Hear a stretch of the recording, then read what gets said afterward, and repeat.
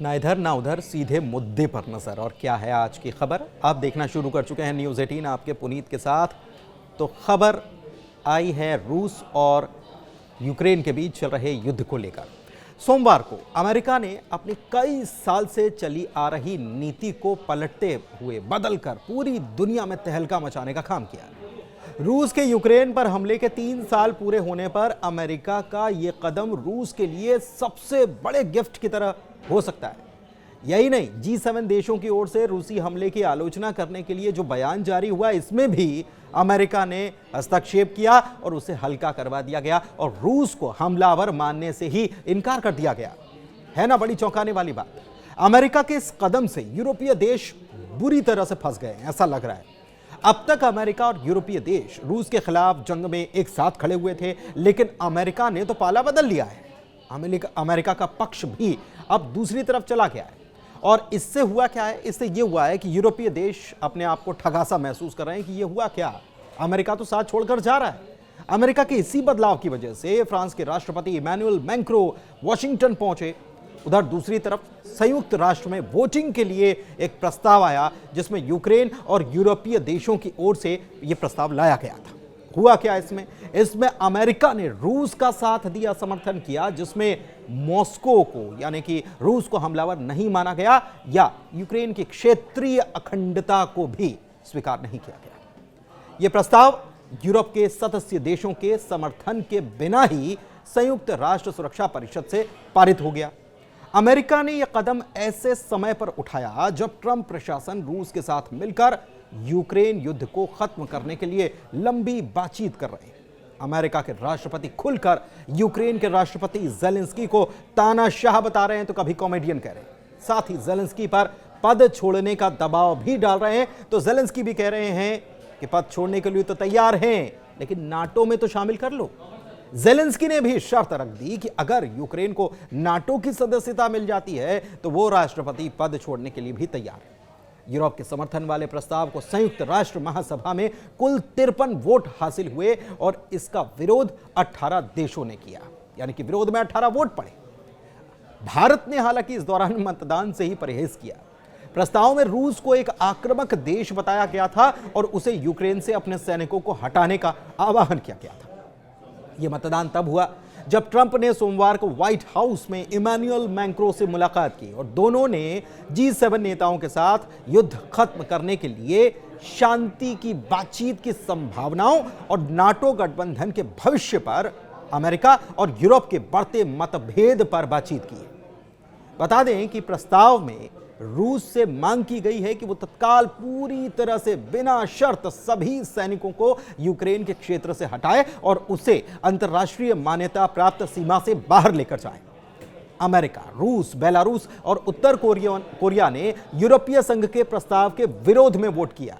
Donald Trump के चुनाव जीतने के बाद यह अमेरिकी नीति में एक बड़ा बदलाव है, जिसका समर्थन न करना दिखाता है कि ट्रंप रूसी राष्ट्रपति को हमले के लिए जिम्मेदार से आजाद कर रहे हैं या मान ही नहीं रहे हैं कि रूस ने यूक्रेन पर हमला बोला। दूसरी तरफ इसके जवाब में अमेरिका ने एक और प्रस्ताव लेकर आया और महासभा में पेश कर दिया, जिसमें रूस को हमलावर नहीं बताया गया। उसी का हम जिक्र कर रहे थे, या फिर कहें कि यूक्रेन के क्षेत्रीय अखंडता को स्वीकार किया गया। अमेरिकी प्रस्ताव में कहा गया कि युद्ध को तेजी से खत्म किया जाए और रूस यूक्रेन के बीच शांति की अपील भी की गई। अमेरिकी प्रस्ताव में कहा गया कि संयुक्त राष्ट्र का मुख्य उद्देश्य अंतर्राष्ट्रीय शांति और सुरक्षा को बनाए रखना है और विवादों का शांतिपूर्ण तरीके से हल निकालना है। अमेरिका यही प्रस्ताव सुरक्षा परिषद में भी लाया और इसे 10 वोट से पारित भी कर दिया गया। उसको रूस ने भी अपना सपोर्ट कर दिया, समर्थन दे दिया।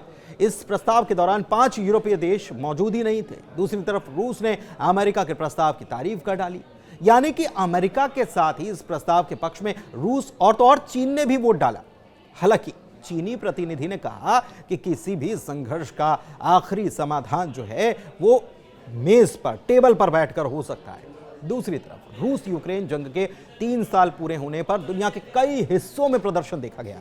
जर्मनी हो, लंदन हो, न्यूयॉर्क हो, लोगों ने यूक्रेन के पक्ष में प्रदर्शन किया, अपना गुस्सा रूस पर निकाला। बर्लिन में हजारों लोग सड़क पर आए। रूस के खिलाफ नारेबाजी की, तो न्यूयॉर्क में जो लोग जुटे थे, प्रदर्शनकारी जुटे थे, रूस के राष्ट्रपति पुतिन को उन्होंने डिक्टेटर बताया और मांग की कि यह युद्ध जल्द से जल्द रुक जाना चाहिए।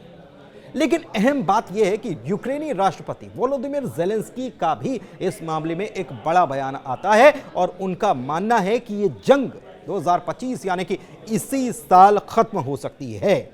हालांकि उनकी तरफ से बार बार नाटो में यूक्रेन को शामिल किए जाने जैसी शर्तें रखी जा रही हैं और अमेरिका इसके पक्ष में कतई नजर नहीं आ रहा। रूस यूक्रेन युद्ध के 3 साल के दौरान दोनों देशों के 2 लाख से ज्यादा सैनिक मारे जा चुके हैं, 8 लाख सैनिक घायल हुए हैं और यूक्रेन के 1 करोड़ से ज्यादा लोग बेघर हुए हैं, जिसमें 20 लाख बच्चे हैं जो इस युद्ध की भीषण त्रासदी को देख चुके हैं। ये सेकेंड वर्ल्ड वॉर के बाद यूरोप में मची सबसे बड़ी तबाही भी बताई गई। राष्ट्रपति पुतिन के आदेश पर 24 फरवरी की सुबह रूसी सेनाओं ने यूक्रेन की राजधानी कीव पर 2 तरफ से हमला बोला था और तब इसे पुतिन ने यूक्रेन में तैनात सेना को हटाने का ऑपरेशन बताया था और तब से लेकर अब तक भीषण युद्ध में बम धमाके, गोलियों की आवाज, ड्रोन के हमले थमने का नाम नहीं ले रहे हैं। दोनों तरफ से जंग लगातार लड़ी जा रही है। उधर खबर यह भी आती है कि फ्रांस के राष्ट्रपति इमैनुअल मैक्रों ने जो अमेरिकी राष्ट्रपति डोनाल्ड ट्रंप से मुलाकात की, इस दौरान ट्रंप को झूठा बता दिया। मैक्रो अमेरिका के दौरे पर थे। सोमवार को व्हाइट हाउस में जब ट्रंप के साथ वो पत्रकारों से बातचीत कर रहे थे, इस दौरान ट्रंप ने एक दावा कर दिया और कह दिया कि यूरोप यूक्रेन को पैसे उधार दे रहा है और अपना पैसा वापस भी ले रहा है। ट्रंप ने यह भी दावा किया कि अमेरिका ने यूक्रेन को जंग लड़ने के लिए जो पैसा दिया है वो असल पैसा है, मदद की है।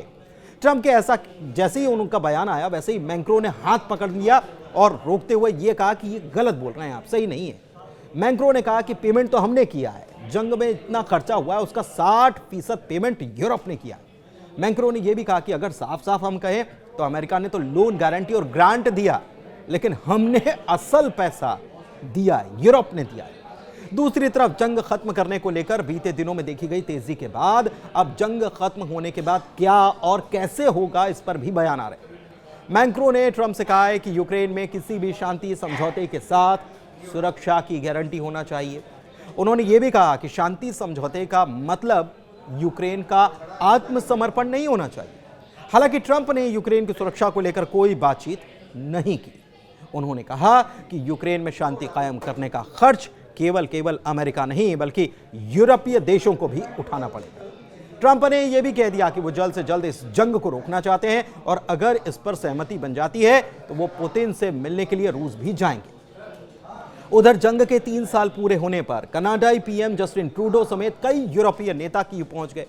यूरोपीय संघ की chief Ursula von der Leyen और स्पेन के पीएम पेड्रो साचेंज, कनाडा के प्रधानमंत्री जस्टिन ट्रूडो ने Denmark, Estonia, Finland, Iceland, Latvia, Lithuania, Norway, Spain और स्वीडन के नेताओं के साथ की बैठक की है। और इस बैठक में क्या कहा गया? ट्रूडो की तरफ से ये मांग उठाई गई कि अमेरिका और रूस के बीच हो रही बातचीत की टेबल पर यूक्रेन को भी शामिल किया जाना चाहिए और यूक्रेन को जब तक इसमें शामिल नहीं किया जाता तब तक ये बातचीत अधूरी ही मानी जाएगी। तो ऐसे में शांति क्या आ पाएगी? क्या युद्ध विराम जल्द हो पाएगा? इस पर अभी भी सवाल बना हुआ है, क्योंकि फ्रांस के राष्ट्रपति इमैनुअल मैक्रों ने सीधे सीधे ट्रंप को कह दिया कि आप जो दावा कर रहे हैं, मदद देने की बात कर रहे हैं, ऐसा हुआ नहीं है। यूरोप ने ज्यादा मदद की है। और खुलेआम पत्रकार वार्ता में जब टोक दिया जाए तो इसके मायने आप समझ सकते हैं कि ट्रंप और मैक्रो के बीच जो मुलाकात हुई है उसमें कितनी तलखी वाली बातें हुई होंगी। हालांकि अभी चीजें निकलकर सामने नहीं आ रही हैं, लेकिन दूसरी तरफ ये माना जा रहा है कि ट्रंप अपना खेल तो पहले ही खेल चुके हैं और इसके बस पत्ते खुलने बाकी हैं। जब पत्ते खुलेंगे तो ऐसा लग रहा है कि नाटो और यूरोपीय देश जो हैं उनको पीछे हटना पड़ेगा और ट्रंप अपनी बात मनवा कर रहेंगे। धन्यवाद।